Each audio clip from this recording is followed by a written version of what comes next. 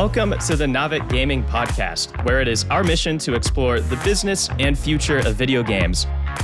We bring together the industry's brightest builders, investors, and thinkers to keep a pulse on current events, dissect emerging trends in games, share lessons learned, and have a great time. This podcast is also part of Naavik's growing ecosystem, which ranges from free and premium research to consulting and advisory services. For more information, visit www.naavik.co. This episode is brought to you by Leveler, the Discord community intelligence platform helping game studios cut through the noise. With powerful social listening and sentiment analysis, Leveler tracks millions of Discord messages to tell you exactly what your players care about. No more guesswork, just real-time insights into what's working, what's not, and what your community wants next. To learn more about how Leveler can help your team unlock immense value from Discord, simply visit leveler.com or check out the link in the show notes. This episode is brought to you by Neon. For the first time in our industry, developers can finally have their own D2C channels to save on App Store fees and build closer relationships with players. But there's a catch. Selling direct means either building complex infrastructure yourself or choosing among legacy providers whose inexperience in games or questionable reputations pose real risk to your business. Luckily, there's Neon, the D2C platform built for games. As a merchant of record with customizable web shops optimized for conversion and modern APIs that let you use your existing LiveOps tools, Neon is trusted by some of the biggest names in gaming to help you sell direct without the typical overhead. To start selling direct and finally take control over your full player experience, simply head to neonpay.com or check out the link in the show notes. And with that, let's jump into the episode. Hello, everyone. I'm your host, Devin Becker, and today I'm delighted to be joined by a fellow Naavik member here, Francois Courset, a senior games industry consultant at Naavik. Francois joined Naavik recently and is providing some additional consulting expertise and experience in using AI for game development. So today we're going to dive deep into the current and near future state of using AI for game development, touching on some of the stuff in an article I recently had done as well in the state, and then some stuff from Francois and his experience. So just to start things out, why don't you go over your background and experience around AI by itself as well as with game dev? Cool. Thanks, Devin, and happy to be here. Thanks for having me.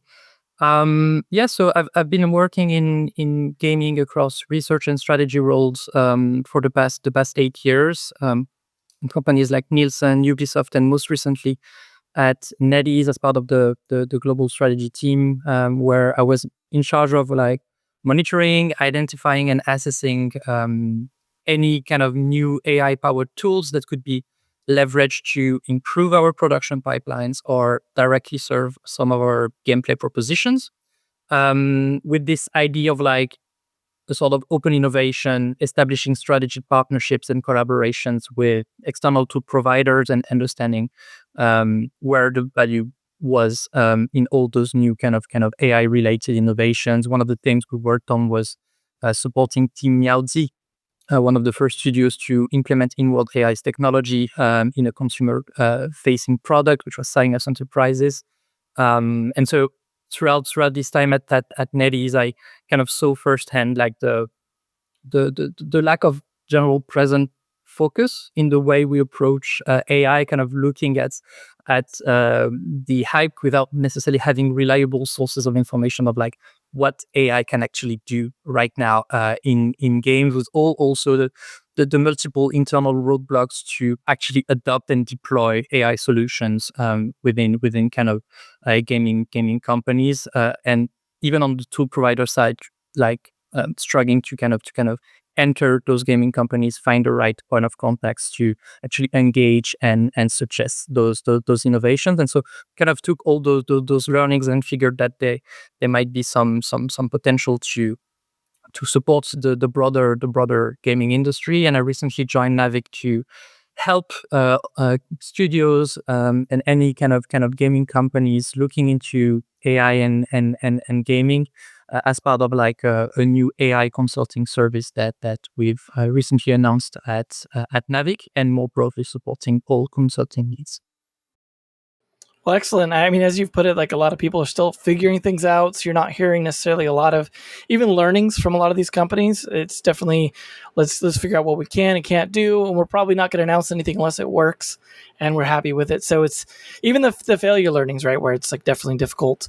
But I just kind of on a personal level, based off your experience, based off what you've seen, and just based off what you think, what's your kind of high level take on AI in general, and then specifically in game development? Yeah.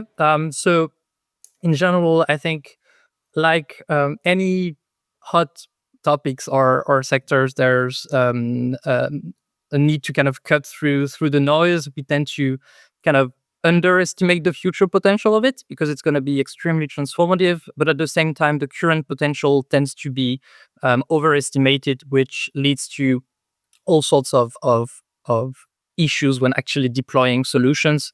There was an interesting piece of research published recently by the MIT where there was this flashy headline of like 5% of task-specific pilot AI projects are actually reaching production and generating benefits. But regardless of like the exact number or methodology, it kind of tells you that like there's a real struggle in kind of getting to those actual benefits of AI, how to actually impact the business, the efficiency. And so there's still a lot of work to be done there in kind of the AI space in general. And then more specifically with gaming, I think it's safe to say that AI is already there in a way. Like I think 20% of the games released on Steam this year were kind of including some sort of AI. Were actually disclosing using some sort of AI, and developers are already leveraging all sorts of uh, largely available tools like ChatGPT or coding supporting tools. So AI is there in a way, but still a lot of the kind of low hanging fruits haven't been fully captured yet. So people are still kind of dabbling with those AI tools and often not in a structured manner, kind of integrated within kind of a clearer strategy. And even besides this, like the game industry itself has kind of a set of specific challenges compared to other industries. The fact that gaming teams tend to be a fragmented group of highly specialized teams that each use like very specific sets of tools that could all need to be kind of AI enabled in some way, and kind of limits the potential of like large scale benefits of deploying tools within those teams.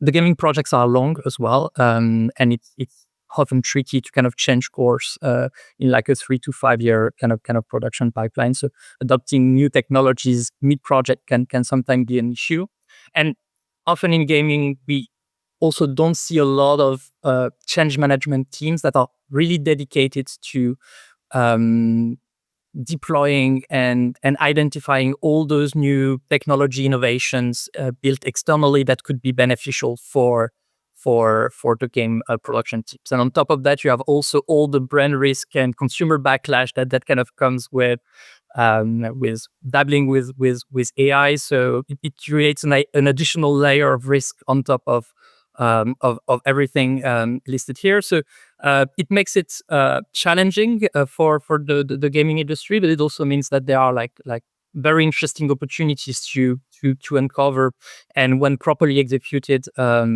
that can yield like significant benefits for gaming companies. Yeah, I imagine a lot of the problems is just from having to find out the hard way what doesn't work. Yeah. Especially, they just there's not even best practices yet, right? Like you said, change management and coming in, like people kind of dipping their toes in. They can't go all in, right? Unless they're like a very small company willing to risk the whole thing. And like, usually those are the ones just trying to seek funding off of using AI. You're very similar in some ways to what we saw during Web3, where it's like, this is a new tech. We're trying to figure out how to integrate it. Might integrate it kind of naively, and we're just hoping that will attract investor interest. Obviously, investor interest in games is kind of at a bit of a low point in some ways, so that could be a big boon for them.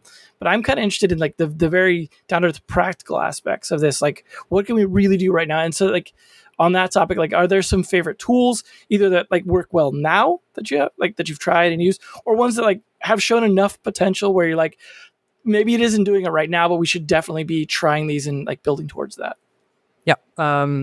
So obviously there are like tons of tools already available or being built, either proprietary or kind of external ones. Probably like close to 100 startups actively building around AI in gaming. So like lots of like specific kind of areas are being addressed. On my side, like a few that I've really kind of found like um, deeply interesting in terms of like the potential behind it. One is kind of Pool Day AI, which is an AI video editor centered around like ad creative production. And I like it because it kind of has this principle of like being able to do a time 100 on your kind of output capacity. So the idea is that you can create multiple iterations of ad creatives by simply inputting like content and like gameplay excerpts and taglines and things like that. And the tool will produce like hundreds of videos that you can then use for A/B testing. So I think this intersection of like A/B testing with AI and the potential of like increasing significantly the output of like one specific task is really where there are like tons of value to be found. So that's one. Another one that I liked a lot is Craft Bench AI, which is like a Minecraft asset production tool using generative AI, which supports like UGC studios in creating custom Minecraft assets that can then be used within their servers or and there like what's particularly interesting is that it really showcases how you can make the most of like a very in-depth data set in the first place. Like if you start training your AI with a very specific pool of data that is really geared around your business objectives, you can really end up with something that is extremely ready for being actually published and shown to consumers. And so Craftbench is really interesting in that aspect. And then finally, one that I think has like a huge potential is Model AI, which does automated QA testing. They're basically able to deploy bots in game that will explore the game environment, find bugs, optimize pathing, things like that. And again, you have here the idea that like you can potentially deploy like thousands of bots to kind of go through all the different pieces of your level and find all the potential bugs there. So once again, it's taking one small piece of the production pipeline and then finding a way to really kind of address it in a significant way and scale significantly the amount of testing here that you can do with AI tools.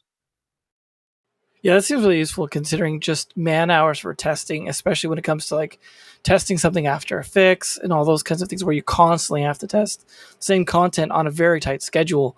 Usually seems, I mean, especially if you're like running live ops or anything else where you're going to have to be pushing out updates and you need to be testing those. And I can't count how many updates come out partially broken in some way. And just the testing coverage is very limited. So that seems like a really, really useful one. I mean, the part that sounds like it might be more difficult is like the recognizing of bugs that aren't just straight up errors, like recognizing odd behaviors and stuff like that. I'm kind of curious how it works when it comes to identifying those things.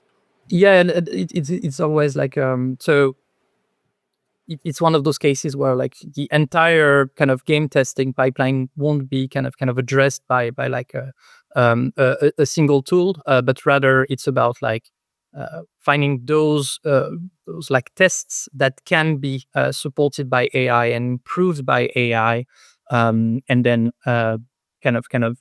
leveraging that to let the team kind of focus on the other areas that can't be kind of fully addressed by AI now, or oversee AI kind of a contribution, because there was always a need for like human checks and like managing errors that can come out of AI models as well. So it's about again, finding those little kind of areas that you can address, and then expanding on that progressively as like the technology evolves or more tools are becoming available.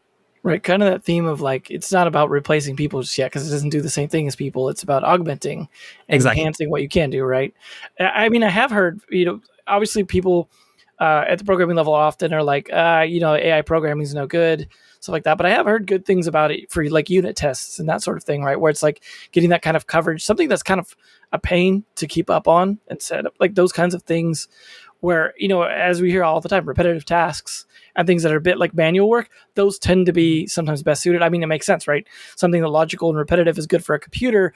Now we just have a bit more flexibility in how we execute those with AI. So, I mean, Exactly. that sounds great. I am kind of surprised that you mentioned the Minecraft one, and it's like Microsoft's been trying to put AI into just about everything. So it does surprise me that they're not pushing that, considering they own Mojang.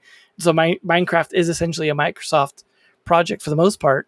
So it kind of surprised me that it'll showcase that sort of thing more, even if they are involved in it. I'm not, sure who's in charge of that, but it does sound like a good use case, similar to what we see in like Roblox and things like that. And UGC definitely seems like an interesting use case where it's like, well, if people are pushing back when game developers are using it, well, then are people pushing back when average users for UGC are using it? And if not, then that's an angle where it makes sense because it's, as they say, democratizing development as opposed to like firing people. Basically, that's the part that people don't want to see, right? So, I mean, speaking of like the different areas, you're talking about some of the different areas you could try and hit. Game development is like this big, long, multi-year thing. Lots of things to it, like like making a movie, but maybe even more complicated in many ways. Lots of different areas of development, lots of different people involved. What are some of the areas that you've seen AI be most useful for in game development? Like consistently, where like you mentioned a couple, right, with QA and maybe some UGC stuff. What are some other areas, whether there's specific tools or not? Yeah.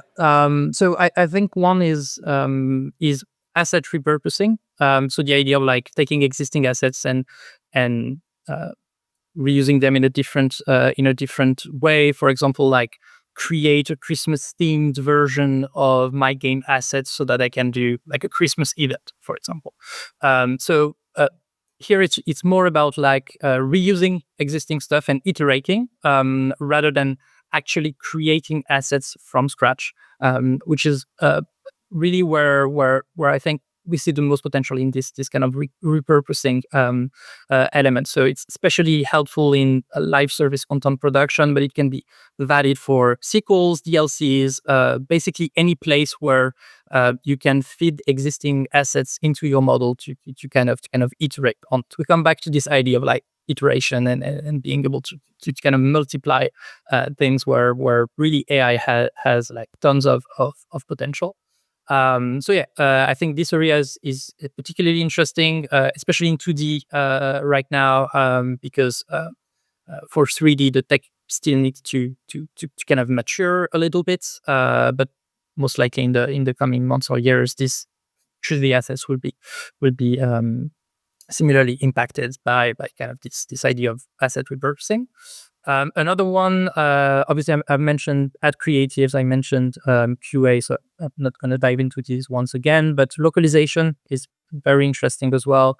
It's one area where AI has been used fairly widely for a long time already, but it's really one of those really low-hanging fruits again, where the technology is very mature. Obviously, there's still need for kind of overseeing what AI does because it inherently has like hallucinations, issues, errors, things like that you still need to account for.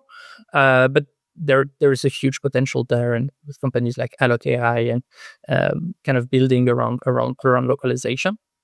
Voice also has proven to be extremely mature already, with 11 labs, obviously, but like all sorts of other kind of startups helping do text to speech or speech to speech generation. So this is also a very kind of mature area. We've seen it included in the finals from Embark Studio as well. So it's already kind of reaching consumers to an extent, and so they're definitely another interesting area. And then the final one, the dialogue production is also one place where AI can already be fairly seamlessly integrated. You have the Ghostwriter tool from Ubisoft that allows to produce box or secondary NPC interactions. Again, taking like a very time-consuming part of the process and using AI to kind of deliver at scale on that specific task. So yeah, that could be some of the obvious ones, and I think the idea behind this is like it follows a lot of like the type of content that you're willing to produce. Like producing text content is already extremely mature, voice content is very mature, and then as you go into images or videos, you run into more challenges when it comes to how ready the technology is, how easily it can be integrated for actual production pipeline needs, especially in a AAA context. So as you go into those kind of modalities, it becomes increasingly difficult, or there's still a need for a few more months or years of development to reach like full technology maturity. Yeah, a lot of those sound like things that it's really important to have oversight on in terms of like quality checks and things like that. I mean, Exactly. I've seen more than enough bad versions, like especially like AI subtitling of things, and I'm sure that goes to localization as well. I mean, how many Japanese imports have we had over the last couple decades where just the memes from the bad translations? I mean, obviously, like that takes a certain amount of effort to go through and do all that double checking, right? And I had my own experiences where it's like sometimes the amount of work to double check everything AI does, you get to the point where you're like, well, why didn't I just do it myself in the first place, right? Where sometimes you wonder what was the cost savings. Are you seeing Yep. anything where there's some good ways to be efficient about that? Is there AI double checking other AI's work? Like, hey, go through and make sure that all that dialogue that you just translated from another language makes sense, right? Here's like the type of characters, like those translations, are they nonsensical, stuff like that? Is there like some amount of automated oversight? I haven't heard about like actual kind of AI reviewing other AI, but you can easily see how that could kind of happen. Like especially if you start having like QA oriented kind of At least solutions. flag the stuff, right? Yeah, and it all comes down to like internal governance, and I'm being extremely intentional about what you want to do with AI, because as you said, there's always this kind of need for supervision, review, and things like that. And if you don't plan ahead properly there, you end up with processes that aren't generating any significant value or cost savings, just because you can't trust the AI enough behind it. And so you need to really be conscious of like model limitations, current limitations, and how to manage that risk internally, and how to reduce the potential impact as much as possible. And again, it comes down to how you structure your internal teams and project management around these new tools to ensure that can be properly deployed and it can be beneficial in terms of efficiency or cost saving for the studio. It sounds like, I mean, the important thing then is not to rush it, right? Like I think Yeah. of the altars, right? What happened with that, and that was also a transparency issue and things like that. And we're not going to get too much into that sort of topic because that's a whole can of worms when it comes to ethical stuff, transparency, business models, customer relations, all that stuff. It's tricky, right? This is more about the potential in the tech, but I feel like the number of times I've seen like localization or other dialogue attempts where you see like actual like parts of the prompt in there and other things like that. That's just those things that slip through the cracks, where it's giving enough time not just for the actual process and double checking, but like you said, for maybe setting up the proper governance for it or the proper structure, so that there's like proper reviews for it, that it goes through a pipeline, that if there's changes that the also goes through the same pipeline.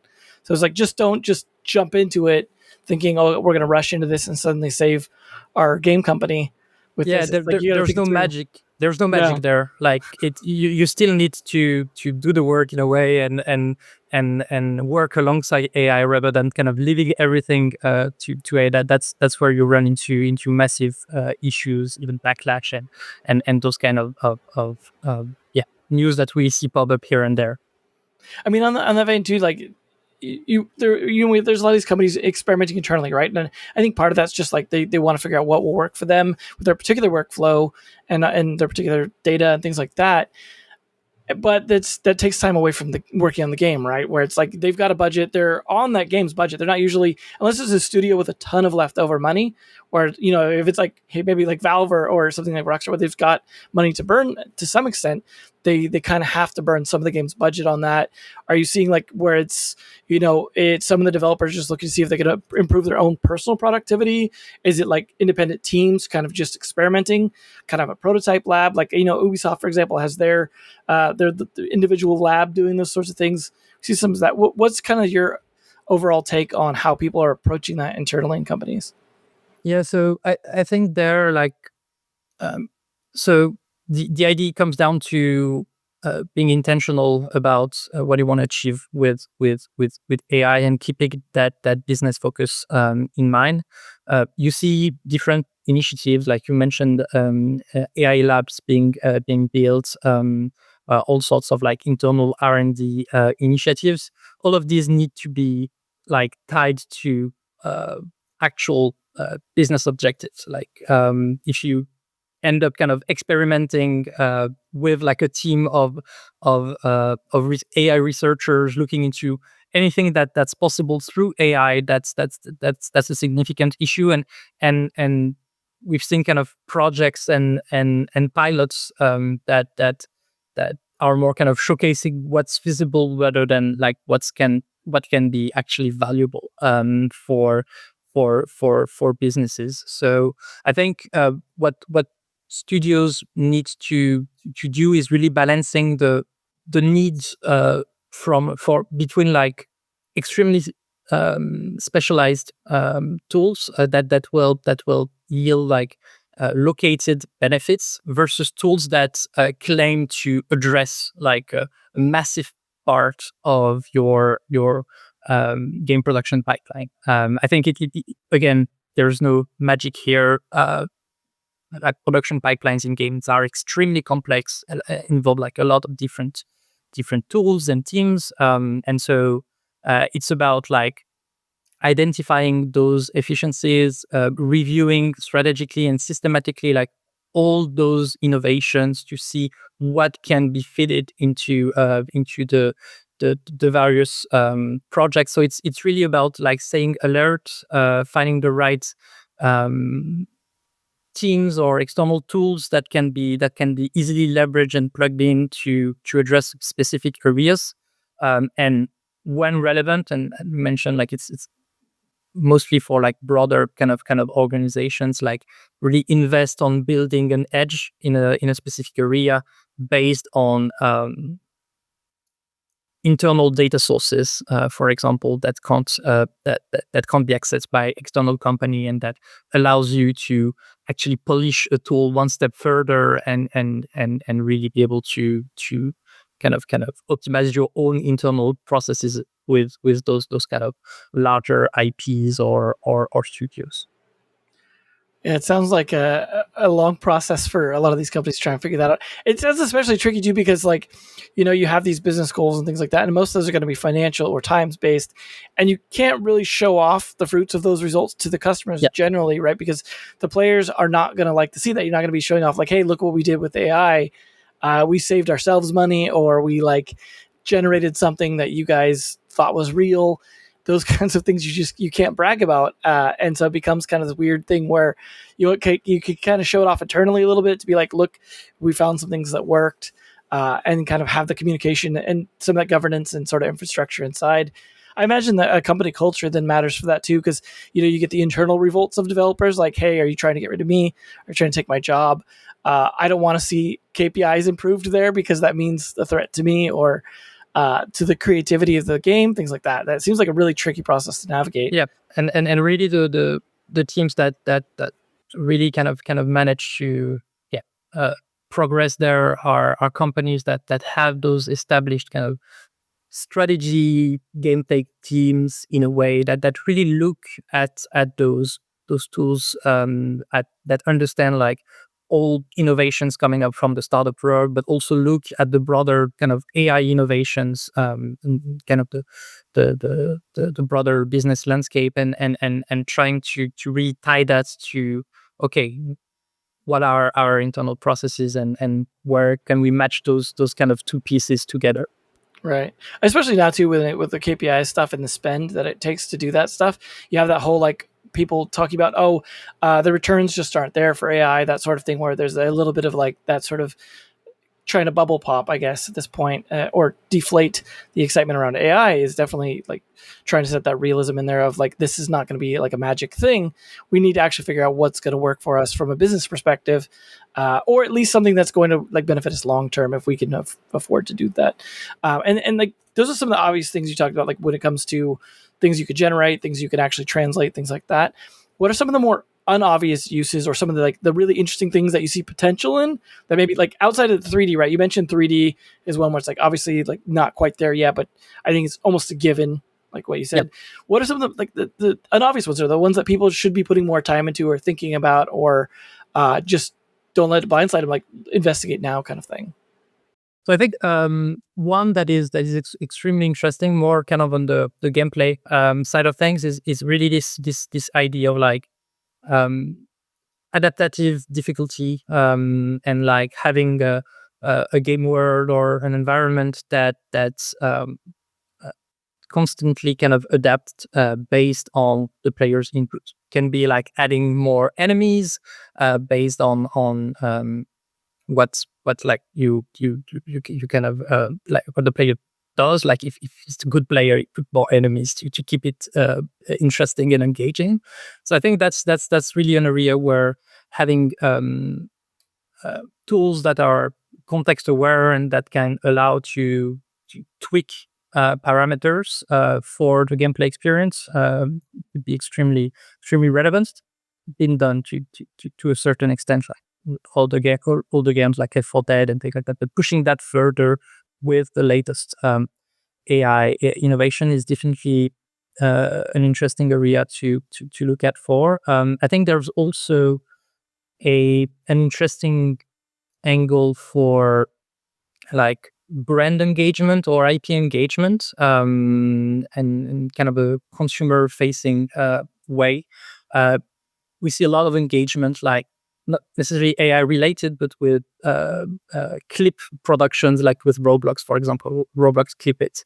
And so we see consumers kind of going in between different content formats, like videos, gameplay, text, and so on. And AI has really the potential to help blur those lines between content types, and could be used to really engage consumers in a different way, to allow them to create viral clips, viral images, viral text, things like that, to really support the community buzz around specific IPs or games. There are like specific initiatives there that kind of point in that direction. Like Kinetics allows you to kind of create custom emotes by scanning your body, which is kind of one way to do that. You have Dorian AI that is a platform where you can write aided by AI about your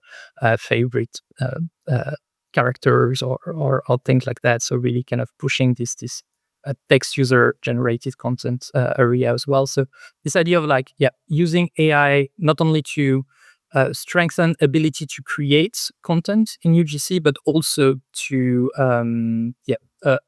enable consumers to dabble with different sorts of content, I think is a really interesting area to look out for as well.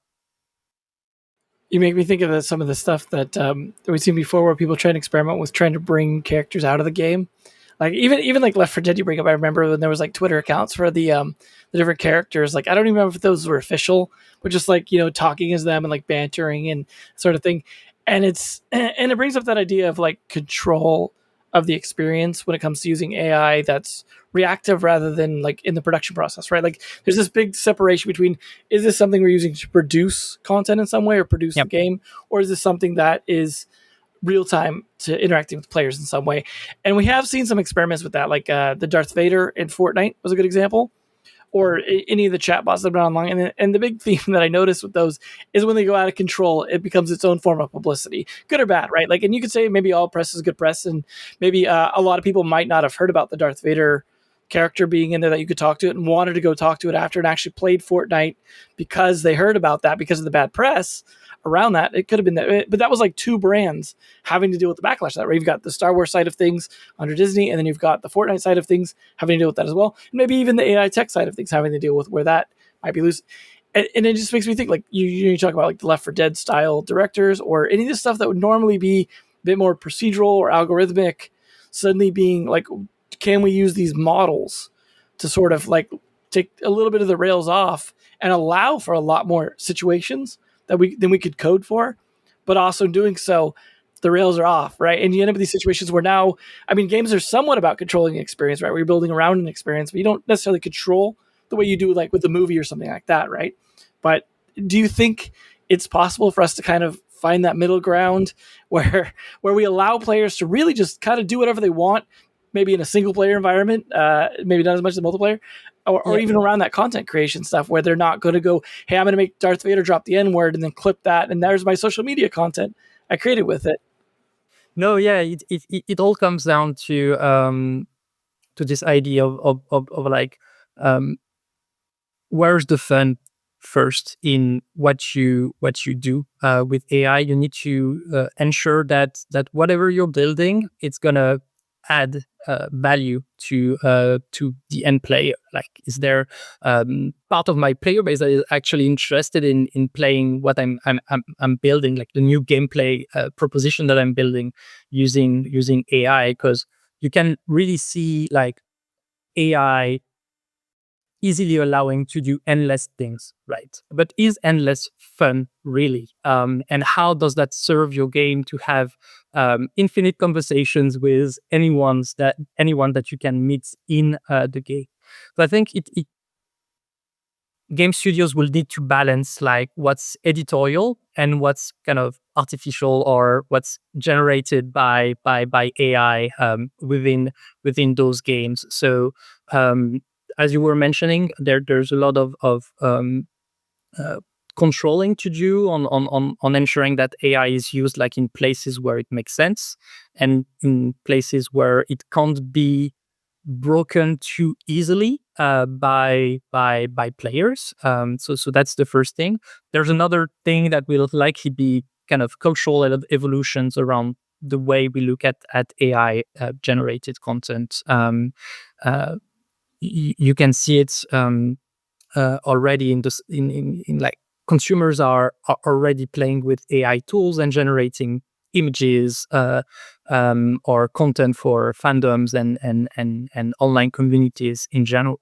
So it's already there, and consumers are already kind of playing with your brands in ways that you haven't expected them to do. So there will need to be some wiggle room in a way to deal with this kind of additional freedom and avoid like all the risks and backlash, and navigating that will be tricky. But again, it comes down to how intentional you are with your strategy in the first place. What exactly where exactly do you want to implement AI, and how do you kind of consider all the risks and limitation and mitigate that as you progress with the implementation process? I'm kind of curious too about even like that freedom skewing the gameplay, not just from a breaking the game in terms of what you could do with it perspective, but in terms of players then feeling the desire to purposely break it. So I think of like, when you have any kind of UGC element, whether it be like the Minecraft level or whatever, Legos, anything like that, you have the old time to a certain phallic symbol That tends to happen, right? Where people have this innate desire to see where the limits are as soon as Yep. they're presented with something that is supposed to not have the same limits, right? So let's say you throw an NPC in and it's like, hey, now you can say whatever you want to it. Chances are they're going to completely break immersion themselves and not roleplay until they've thoroughly seen how far they could push it. And then maybe once they're bored of that, start role playing and actually playing to the character and seeing what it does. I can see that being problematic to some extent versus like a more, this dialogue tree system or these other ones where you might be able to allow a lot of flexibility, but you don't necessarily have the same problem. I mean, I even think back to like the old text adventure games with like noun and verb sort of thing, right? Where everyone's just trying everything that you could possibly do, even if it's just kind of a joke. But that was more like in the days when you didn't have viral social media or something to share those sorts of interactions. And they were all kind of hard coded to some extent. And so it's a little bit of a different world in that sense. But I digress. It's going to be interesting to see how that problem is solved. And maybe we just have like sort of an immature time period where people kind of have to get used to it before they actually take it seriously. So I guess and we do have also like emerging kind of moderation tools that also use AI. We were talking earlier about like AI kind of monitoring AI, but moderation is also benefiting heavily from progressing in generative AI, and so this can be like the missing block that kind of allows to control a little bit more what's being produced or done around like all kind of AI applications deployed in games right now. Well, it's definitely going to be interesting to see like how that goes. Just because like there's a lot in motion right now, which is a good thing and a bad thing, right? It's a good thing in that there's the possibilities haven't been set yet. There's lots of things that can be done. Some of it's dependent on the technology and the timing and money and the market and a whole bunch of other factors, which also kind of created the situation we're in right now. When it comes to game developers who are considering using this stuff, obviously, like we've talked about specific tools, things you've seen work, and things like that. Should game companies in general be experimenting internally, or should they look to outside expertise or, tools or things that kind of solve problems already, or have thought about those things, figured out those things, so they're not burning internal time? Because especially now that running into like a lot of crunch time for games, whether that be on a time schedule or a money issue or any of those things, or just manpower in general. I think so. There's no one way answer there. I think it's often a case by case analysis, but what this reveals is just the need for having teams that kind of systematically review and assess cost opportunities associated with all these new AI innovations across the entire ecosystem or the entire production pipeline. Based on that, like there are a couple of things we can say there. Like the first thing is that AI tool providers like often benefit from significant platform effects, especially when they're consumer facing. They can like reinforce learning on their AI models and improve the quality of the output, and even sometimes kind of access like private training data sets or leverage some of their clients' data sets to further reinforce their model. So there are like clear benefits on the kind of AI tool provider sides when working across like a large variety of clients. Then I think the other angle is really assessing like the moats from those companies. Like, is it just a wrapper around a model that is widely available and that I could probably replicate internally? Do I have like unique data sources internally? We've mentioned that previously, but that can allow me to build something that others won't be able to build to the same level of kind of refinement, or that would be specifically tailored to my own kind of internal need within that studio. So that's kind of another angle. Like if you do have this kind of ability to have that edge, or you have those kind of data sources internally, that can be huge benefits. Then AI talent is extremely expensive as well, especially for lower sized teams. Not every studio can afford like an AI lab with like a few researchers kind of experimenting with AI. So for like the majority of gaming companies and studios, publishers, like there's a need on reliance on external partners to some extent in any case. Um, it can help move faster because you kind of leverage tools that have already been produced, but we need to be conscious of the fact that we're still quite early in those tools kind of maturity, and there are a lot of things that still need to be narrowed out in terms of like production pipelines, processes, and how it really fits within actual kind of game companies. So any kind of AI initiatives need to expect some level of customization or kind of working hand in hand with external partners to make sure that what you're deploying kind of really works for you.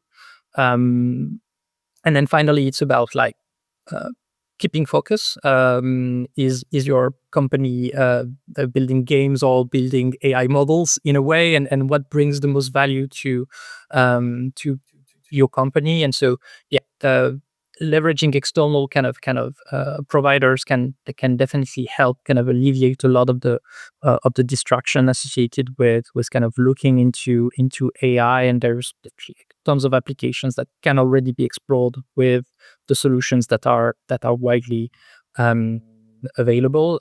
So building kind of internal AI solutions or replicating them is really something where it makes sense if you're trying to build a competitive edge in a specific area. If you want to move faster than competitors, and that this kind of justifies the significant investment that you're going to put behind like actually developing this new tool or this new kind of application area. So yeah, there is value to both. It depends on the company's size and priorities. But yeah, generally speaking,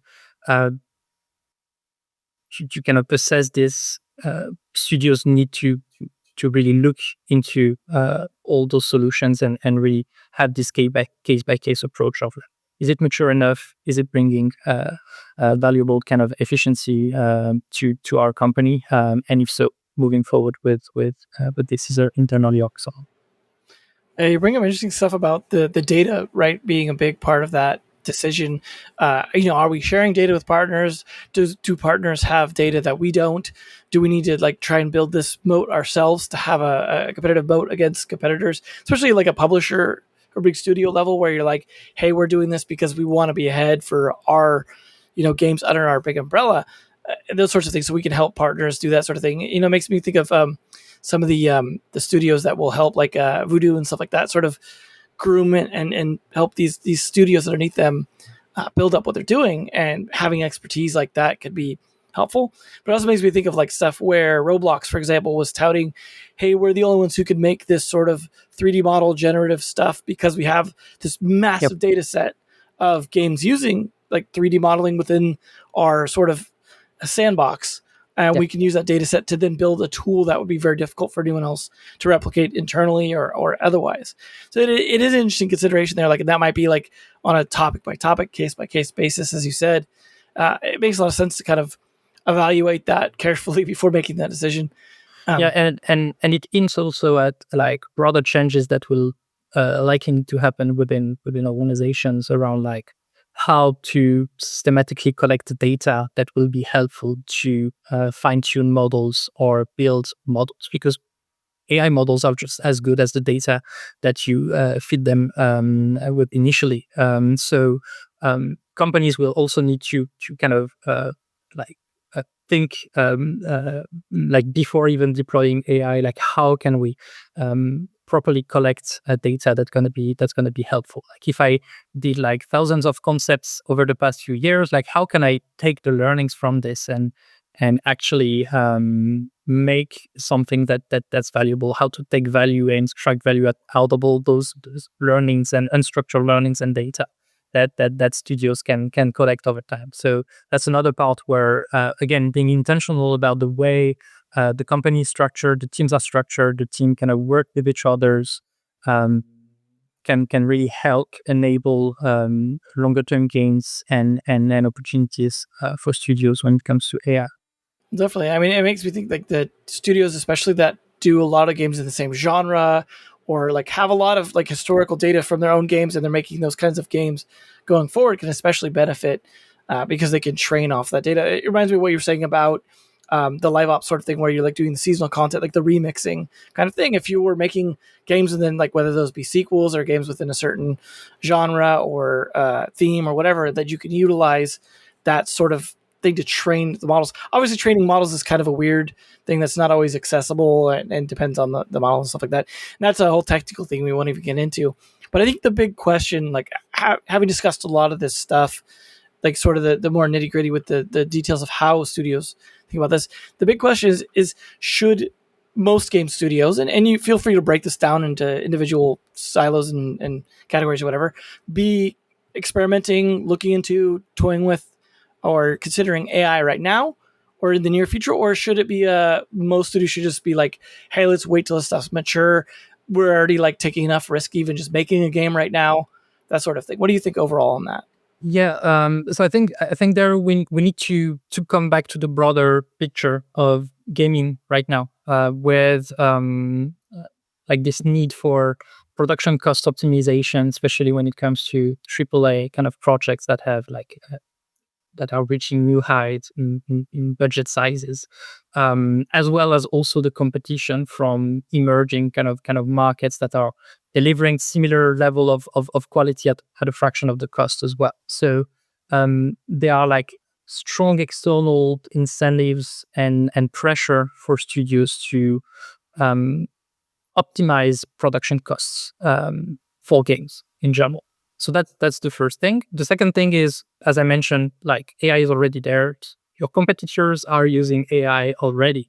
So you should probably look into it in some ways to see how that could translate to your own needs. And we've mentioned that previously as well. There are already like several areas that are mature enough to yield like efficiency gains within studios already. So it's not that much about the maturity anymore. It's about the ability to identify those opportunities and then manage change internally as you kind of integrate those solutions.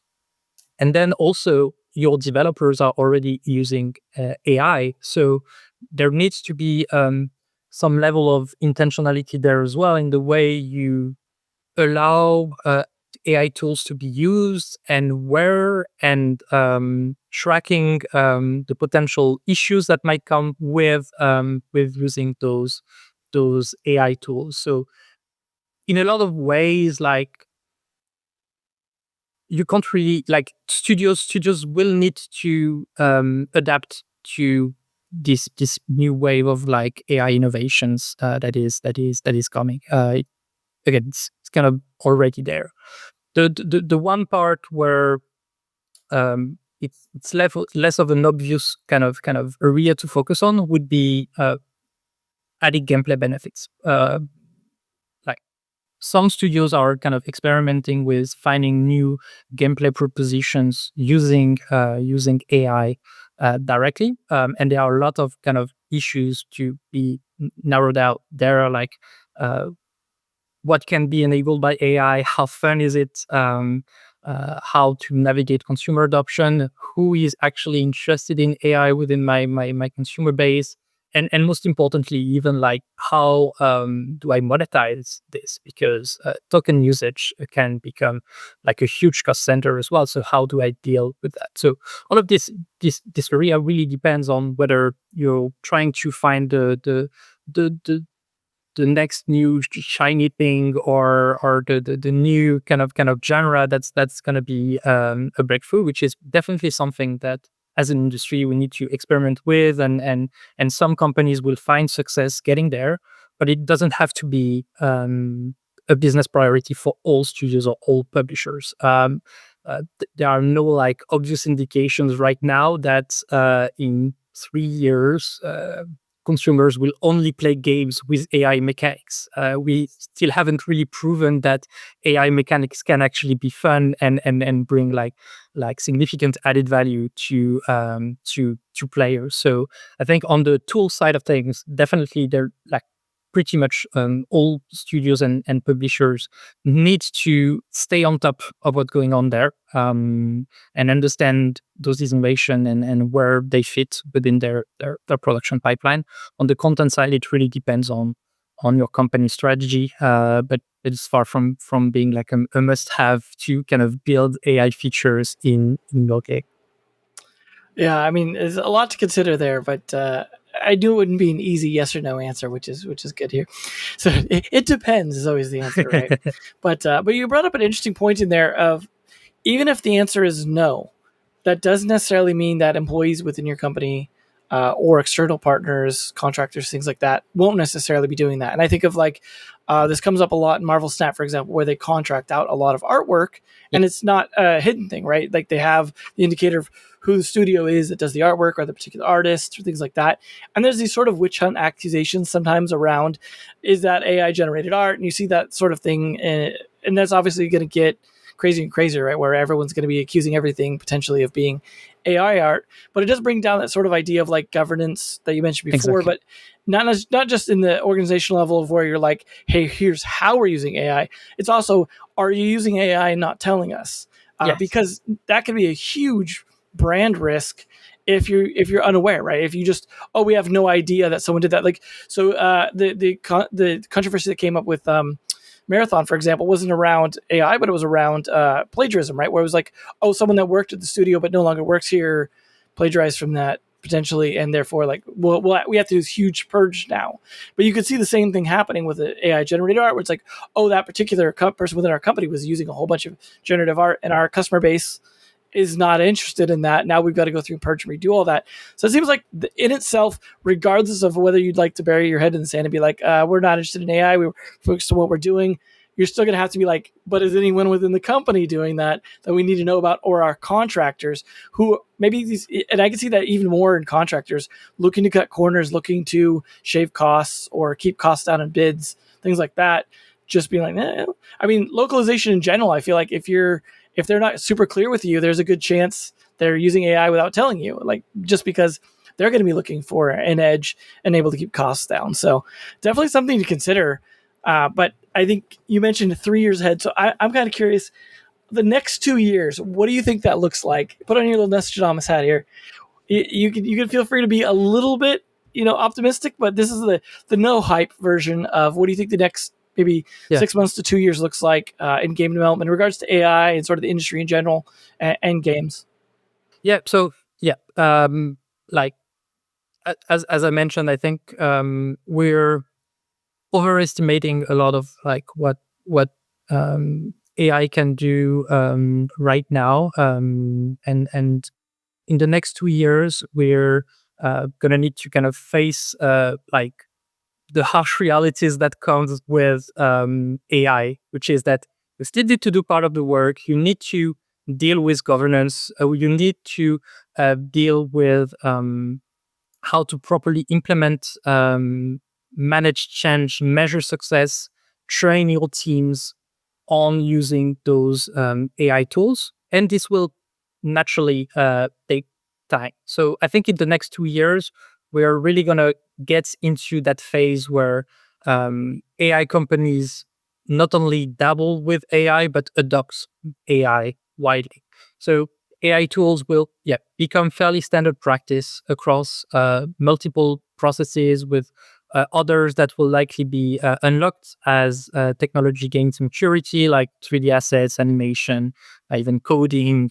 So these areas will kind of increasingly be addressed as well, on top of the ones that we've already kind of covered. So yeah, that's kind of the first thing. There are like tons of needs that come with fully adopting AI, especially when it comes to your own teams and talents. And regardless of like specific processes, there will be like need to progressively adapt to also how to think about those tools as well. Like we still haven't like conceptualized fully how like a prompt based tool can be like fully leveraged in a way.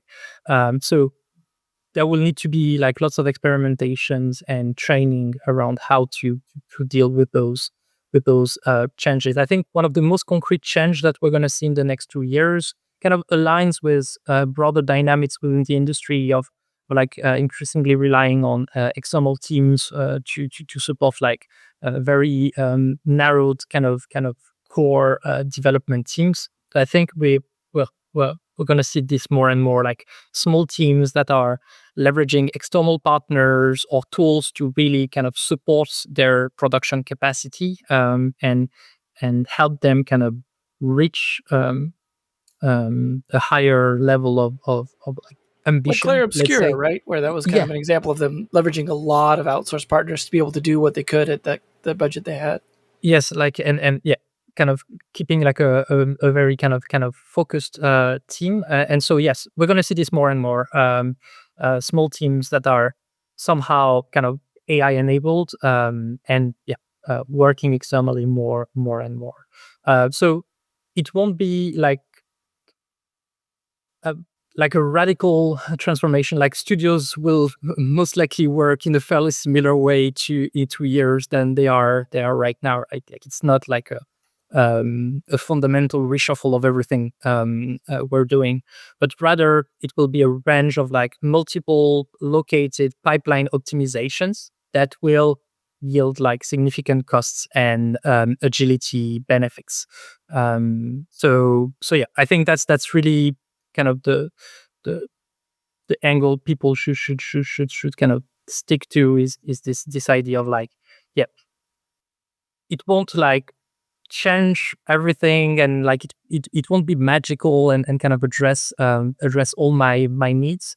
There are like a lot of kind of implementation work to be done, but at the same time, like besides the kind of shiny things that AI could potentially do, there are like lots of less sexy areas that can actually be addressed by AI right now, and those should be the ones that companies kind of focus on.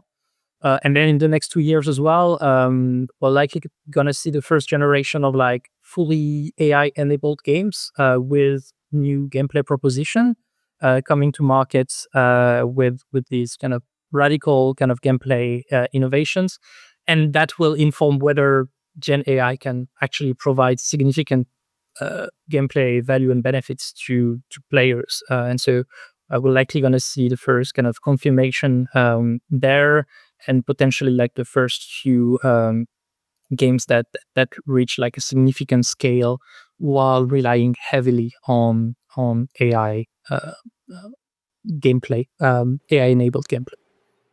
Well, it sounds like at the very least you think AI in some form or another is probably here to stay, and that it will Definitely, yeah. deliver something, and it's just a question of where we can find where it sticks, which I think is the most pragmatic way to look at it, right? Just we'll do something with it. We spend enough money developing all these tools and figuring stuff out and experimenting that we'll find some use for it at the very least. It's just a question of how much we can integrate it and whether or not someone could find a big. I imagine if someone comes up with a big, huge hit that uses AI, then there'll be a million clones all clamoring to do that, and investment money and things like that. That's tends to be how it happens. As soon as there's a big success, you'll see more of it, but we'll see. Right.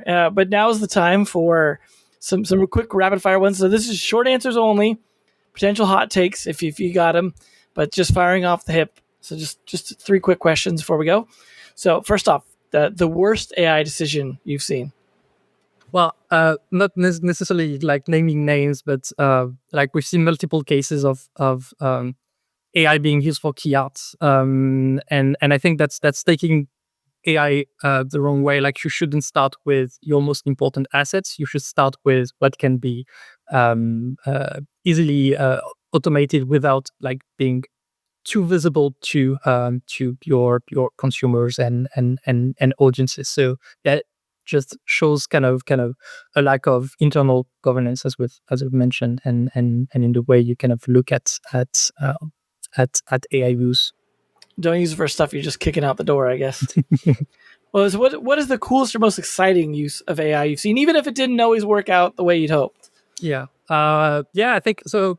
I haven't talked too much about very forward-looking areas, but one that I like a lot are world models, like seeing applications like Descartes Oasis, where you could basically generate Minecraft gameplay in real time. There are multiple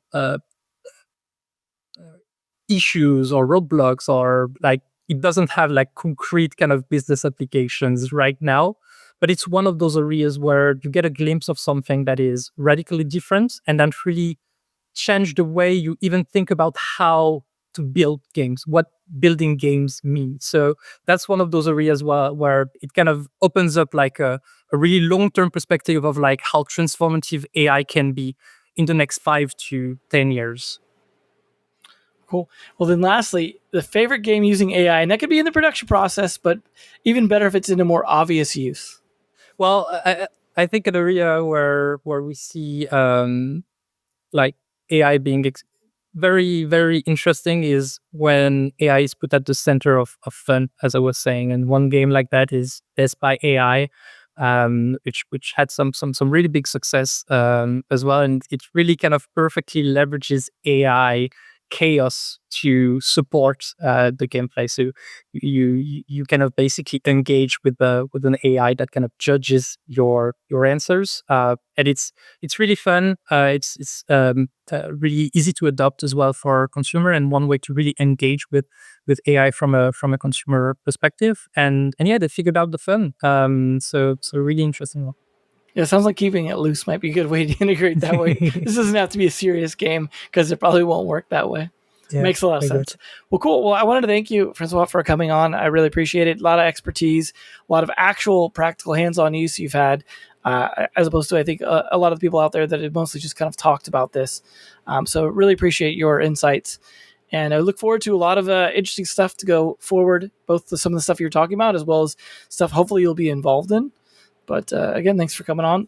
Hopefully you out there got some good, useful tips from this, and we'll definitely be, talking about AI where it makes sense in the future. And obviously, if you want to talk to us about AI, make sure to hit us up, as well as we are definitely, as Francois mentioned, be looking into providing some services around that as well to help people out. So that way they're not, maybe de-risk a little bit of their internal side of things.